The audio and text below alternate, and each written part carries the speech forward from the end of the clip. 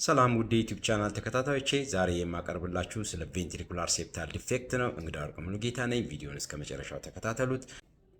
ቬንትሪኩላር ሴፕታል ማለት ምንድነው መሰላችሁ? የቀኝ የልብ ክፍልና የግራ የልብ ክፍልን የሚለይ ግድግዳ ማለት ነው። ሴፕታል ግድግዳ ማለት ነው።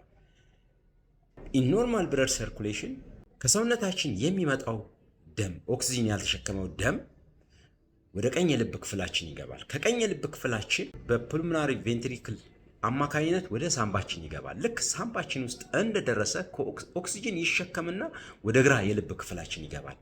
የግራ የልብ ክፍላችን ውስጥ ከገባ በኋላ ይሄ ኦክሲጅን የተሸከመው ደም ወደ ግራ የልብ ክፍላችን ከገባ በኋላ እዛ የግራ ልብ ክፍላችን ውስጥ ከፍተኛ ፕሬሸር ስላለ በከፍተኛ ፕሬሸር ወደ ሰውነታችን ወደ ደም ስሮቻችን ይተላለፋል ኦክሲጅን የተሸከመው ብለድ።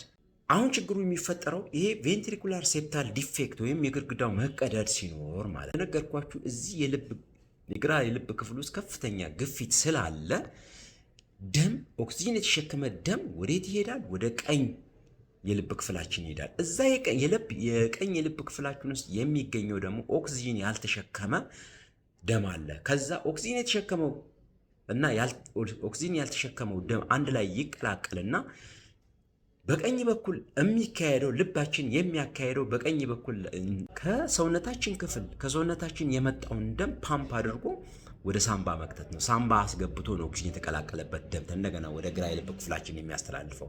በዚህ ችግር ጊዜ ግን ምንድነው የሚከሰተው?